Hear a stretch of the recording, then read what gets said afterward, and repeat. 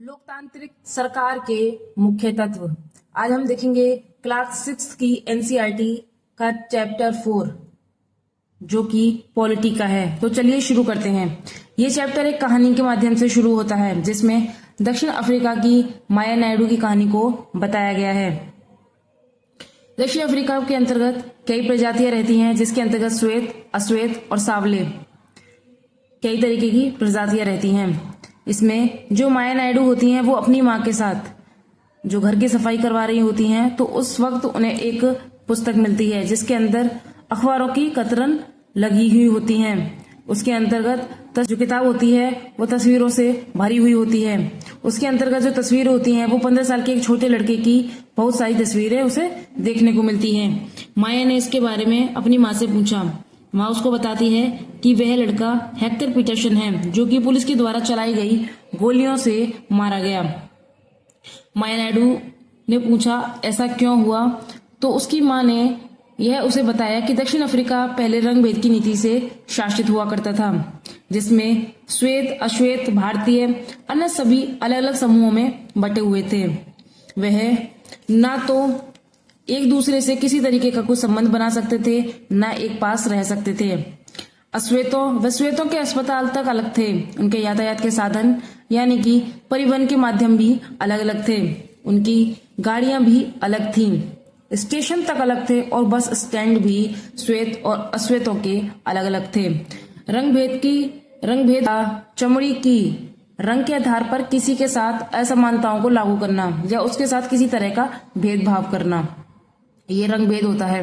उसके बाद में अगर मैं बताऊं तो अश्वेतों को वोट देने का भी कोई अधिकार नहीं था। जितनी भी अच्छी जमीनें थी वो श्वेतों के पास रिजर्व रहती थी। अश्वेतों के पास जो घटिया जमीन थी उसका इस्तेमाल वे अपनी खेती के लिए करते थे।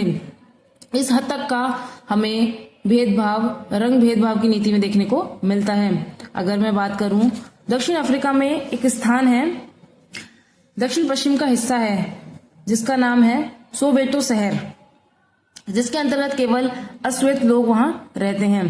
के जो श्वेत लोग हैं वो अफ्रीकन्स भाषा बोलते थे और हेक्टर और विद्यार्थियों पर सीखने के लिए जो अफ्रीकन्स भाषा है उसको सीखने के लिए वह जोर डाल रहे थे, बल्कि जो हेक्टर और अन्य विद्यार्थी थे वह अपनी भाषा जुलू सीखना चाहते थे।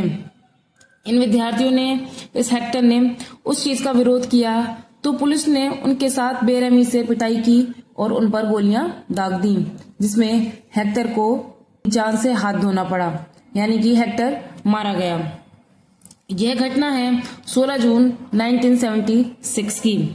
इसके बाद जो अफ्रीकी राष्ट्रीय कांग्रेस है और जितने भी जाने माने नेता थे जैसे नेल्सन मंडेला, उन सब ने मिलकर रंग भेद की नीति के खिलाफ संघर्ष शुरू किया।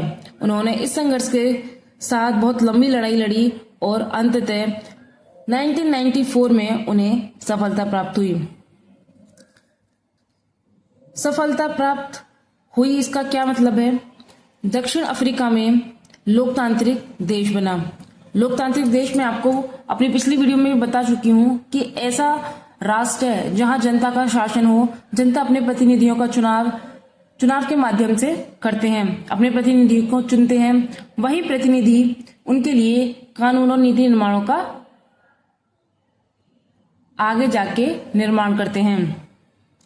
जो प्रतिनिधि चुने जाते हैं वह जिस जनता के द्वारा चुने जाते हैं उनके लिए जो आवश्यक नीतियां होती हैं उनको ध्यान में रखकर ही अपने कानूनों का निर्माण करते हैं। अब जो सरकार होती है वो एक निश्चित समय के लिए बनती है, जैसे कि 5 वर्ष के लिए जो सरकार है वह चुनी जाती है। इसके बाद जितने 5 वर्ष बाद जो चुनाव होते हैं उसमें जनता यदि चाहे तो उसी सरकार को वापस ला सकती है चुन के, और यदि नहीं चाहे तो वह सरकार सत्ता में दोबारा नहीं आ सकती है, क्योंकि जनता को ये पता है कि चुनाव का जो समय है वो ऐसा समय है जब लोगों को अपनी शक्ति व ताकत महसूस होती है। नियमित चुनाव जब होते हैं तो सरकार पर एक नियंत्रण बना रहता है। उन्हें डर रहता है कि आने वाले 5 सालों के बाद यदि हमने ठीक से कार्य नहीं किया तो जिस जनता के द्वारा हम चुने गए हैं वह हमें सत्ता में वापस नहीं आने देगी। जिसके बाद से वे अपने कार्यों को नियंत्रित व सुनिश्चित करके आगे के कदमों को बढ़ाते हैं। अब वो जो जनता है वो चुनाव के माध्यम से तो भागीदारी सुनिश्चित करती ही करती है। उसके अलावा कौन से अन्य तरीके हैं जिससे जनता अपनी भागीदारी सरकार को सुनिश्चित करा सकती है? तो चुनाव की भागीदारी तो है ही है। सरकार के कार्यों में रुचि दिखाकर जनता, और यदि उसको वह कार्य ठीक नहीं लगते तो वह सरकार की आलोचना कर अपनी भागीदारी को सुनिश्चित कर सकती है। यदि इसका मैं एग्जाम्पल दूं तो 2005 अगस्त की बात है, जब बिजली का जो किराया या बिल आता है उसको बहुत अत्यधिक बढ़ा दिया गया, जिसका जनता ने विरोध किया। उसके लिए जुलूस निकाले, हस्ताक्षर अभियान चलाए, जिसके बाद अंततः सरकार ने उनको समझाने का प्रयास किया। जो होता है ना कि एक भरपूरक प्रयास सरकार द्वारा किया गया जनता को समझाने का, लेकिन जनता को जब ये पता था कि यह अन्यायपूर्ण है तो उन्होंने लगातार जुलूस और हस्ताक्षर अभियान चलाए और अंततः सरकार को वह कानून वापस लेना पड़ा, अपना सरकार को निर्णय बदलना पड़ा। ऐसे ही लोग अपनी राय व्यक्त करते हैं और सरकार को समझा सकते हैं। इसी के साथ ही साथ अखबार, पत्रिकाएं और टेलीविजन जनता से जुड़े मुद्दे व सरकार की जिम्मेदारियों पर चर्चा हेतु महत्वपूर्ण भूमिका निभाते हैं। ये ऐसे साधन हैं जिनके माध्यम से जनता अपनी राय को रख सकती है और सरकार को बता सकती है कि वह भी अपनी भागीदारी सुनिश्चित कर रहे हैं। यदि आप कुछ गलत करते हैं या जनता की जिम्मेदारियों से भागते हैं तो वह विभिन्न तरीकों से अपना होना सुनिश्चित करा सकते हैं, जिससे सरकार पर एक नियंत्रण रहता है। अब लोकतंत्र भागीदारी का मौका तो देता है, लेकिन कहीं ना कहीं कई वर्ग ऐसे होते हैं जिन्हें यह मौका नहीं मिल पाता।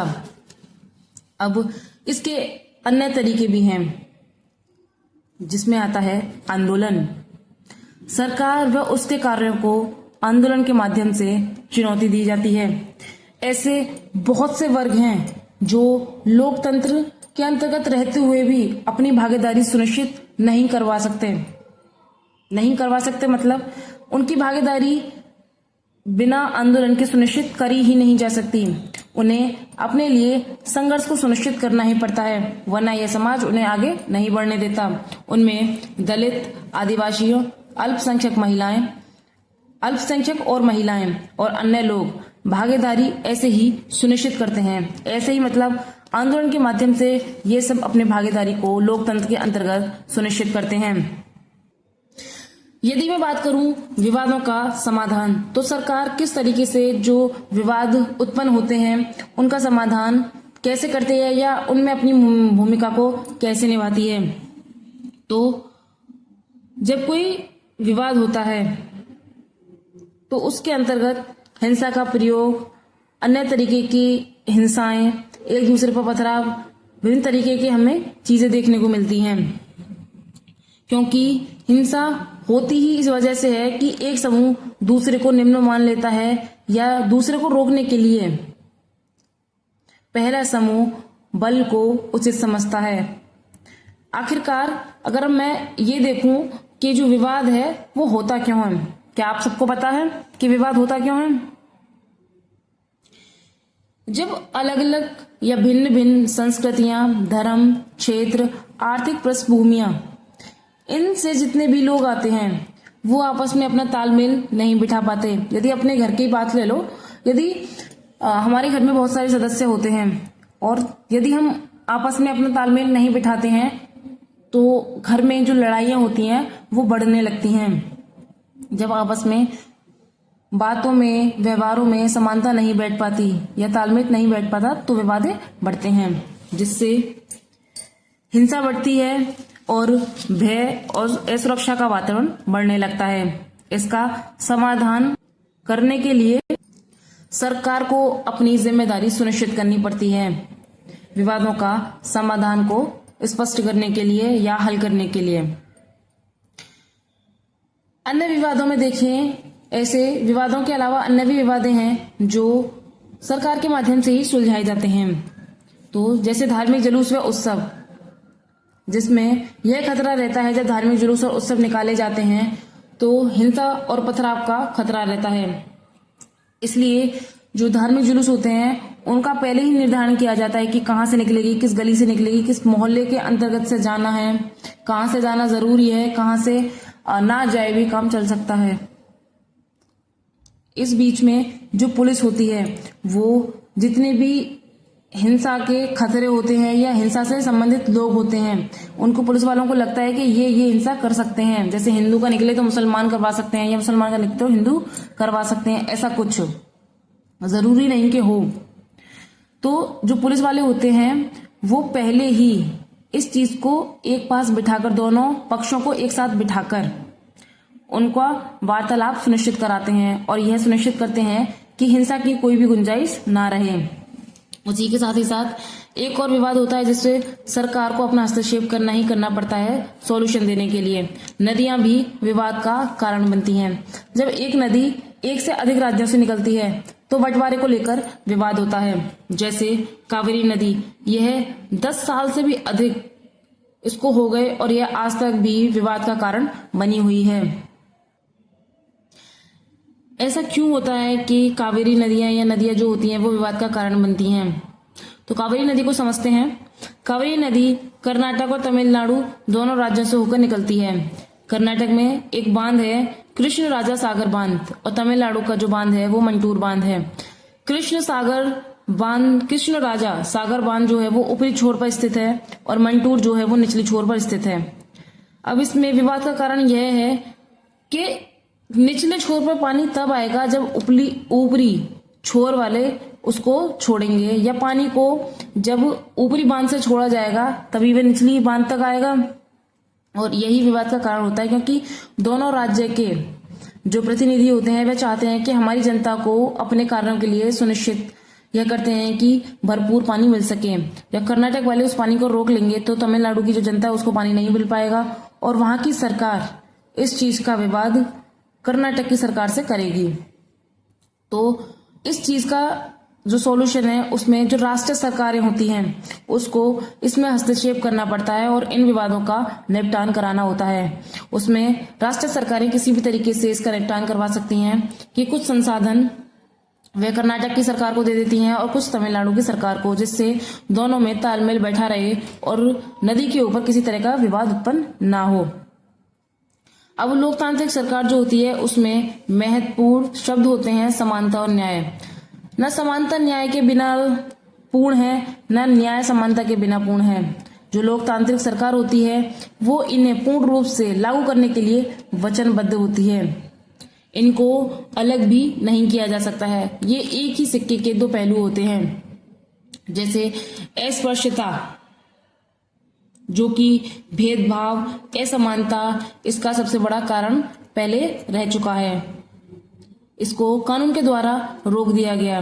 यह अस्पृश्यता एक ऐसी स्थिति उत्पन्न करता था जिससे अनेक वर्ग के लोग अनेकों सुविधाओं से वंचित रहते थे, जैसे शिक्षा, स्वास्थ्य, यातायात इत्यादि।